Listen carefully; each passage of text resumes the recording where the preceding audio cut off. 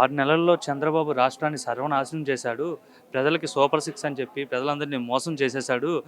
రేపు సంక్రాంతి నుండి ప్రజల తరపున నేను పోరాడతా అని చెప్పి అయితే జగన్మోహన్ రెడ్డి అంటున్నాడు. ఇప్పుడు మామూలుగా పునాదేశారనుకోండి, కట్టడానికి టైం పడతది.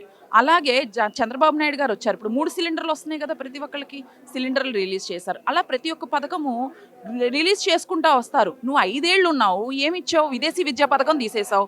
ఒక పథకం ఇస్తూ 4 పథకాలు తీసేసావు. విదేశీ విద్యా పథకం కోసం 200 కోట్లు నువ్వు వాడుకున్నావు పబ్లిసిటీ ఖర్చుగా. మరి విదేశీ విద్యా పథకం ఎన్ని వందల మందికి ఇచ్చారు మీ ప్రభుత్వంలో? అంటే వీళ్ళు రూల్స్ మాట్లాడదాం, ఏదో మాట్లాడదామని చూస్తారు. వీళ్ళకి ఏంటంటే వీళ్ళకి సబ్జెక్ట్ తెలీదు. ఆయన ఎవరో ఇప్పుడు మరి అలా అనుకుంటే పట్టిసీమ పూర్తయిందా? ఏమి పూర్తి చేశారు వీళ్ళు? అమరావతి అన్నారు, 3 రాజధానులు అన్నాడు. పోనీ ఎక్కడన్నా పోలవరం పూర్తవలా? పోలవరం 15% 20% ఉన్న పోలవరాన్ని పూర్తి చేయలేకపోయావు. 5 ఏళ్ళు మరి ఏం చేసావు నువ్వు? తాడేపల్లి కొంపలో కూర్చొని పబ్జీ ఆడుకున్నావా? ఏం ఆడుకుంటూ ఏం చేసావు? జనాల ప్రాణాలతో ఆడుకున్నావు. జనాలు ఆస్తుల్లో ఆక్కుందామని చూసావు.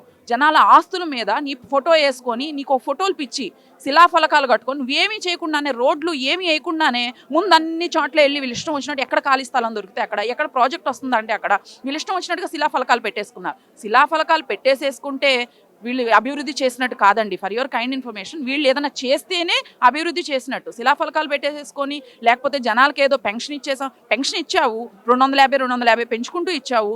నిజంగా ఎన్ని లక్షల మందికి పెన్షన్ తీసేసావు నువ్వు? ఆ విషయం ఎందుకు చెప్పరు? ఎంతోమందికి నిజంగా కళ్ళు లేని వాళ్ళకు కూడా కళ్ళు లేవు అని సర్టిఫికేట్ తీసుకురా అనే మా కాన్స్టిట్యున్సీలో ఉన్నాయి. అవన్నీ ఉన్నాయి. ఎంతమందికి రేషన్ కార్డ్స్ తీసేశారు వీళ్ళు? బళ్ళు పెట్టారు. ప్రజలు చక్కగా వచ్చి షాప్ దగ్గరకు వచ్చేసి రేషన్ తీసుకొని వాళ్ళ ఖాళీ టైంలో మార్నింగ్ నుంచి ఈవినింగ్ టైంలో వచ్చి తీసుకొని వెళ్ళేవాళ్ళు. బళ్ళు అని చెప్పేసి ఆ వ్యాన్స్ కొన్నాడు. ఇప్పుడు ఆ వ్యాన్స్ దేనికి ఉపయోగపడతాయి? ఆ వ్యాన్స్ తీసుకొచ్చి పెడుతుంటే అక్కడ కూడా ప్రజలు రోడ్ల మీద లైన్లో నుంచి ఉన్నారు కదా. 5 ఏళ్ళు నించో లేదా వ్యాన్ దగ్గర?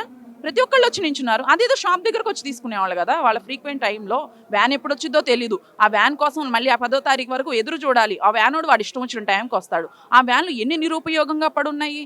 ఇలా అడుగుతూ పోతే 4-5 గంటలు మాట్లాడినా కూడా సమయం సరిపోదన్నమాట. అభివృద్ధి అనే దానికి నిదర్శనం చంద్రబాబు నాయుడు గారు. అభివృద్ధి అనేది 2020 విజనరీగా ఆయన చూపించారు ఆల్రెడీ హైదరాబాద్ని డెవలప్ చేసి. అలాగే ఇప్పుడు కూడా డెవలప్ చేసి చూపిస్తారు ఆయన. కాబట్టి వీళ్ళకి ఏంటంటే వీళ్ళకి ఎలా డెవలప్ చేయాలో తెలీదు. ఎవరన్నా డెవలప్ చేస్తుంటే ఓర్చుకోలేరు. డైవర్షన్ రాజకీయాలు ఎక్కడైనా మాని, ఇప్పుడు కూడా నాకు 11 సీట్లే ఇచ్చారు, ఈసారి ఎమ్మెల్యేగా గెలిచాను, వచ్చేసారి కౌన్సిలర్గా వేసుకున్నా కూడా గెలవలేని పరిస్థితి, ఒక పంచాయతీ దానికి వేసినా కూడా గెలవలేని పరిస్థితి జగన్మోహన్ రెడ్డికి ఉంటుంది. ఆ కడపలో కాదు కదా, ఎక్కడా కూడా చెప్పులు పెట్టి కొట్టే పరిస్థితికి జగన్మోహన్ రెడ్డి దిగజారుతాడు. ఆఖరికి తల్లి చెల్లె నిన్ను నమ్మదు, ఇంకెవరు నమ్ముతారండి? తల్లిని నేర్పిస్తాడు, చెల్లి ఆస్తి లాక్కుంటాడు, మళ్ళీ చెల్లి మీద కేసు పెడతాడు. ఇంకేంటి నువ్వు ఆడబిడ్డలకి అతనికి అన్నని తమ్ముడిని అని చెప్పి ఎలా తిరుగుతారండి వీళ్ళు? ఎలా వస్తారు జనాల్లోకి?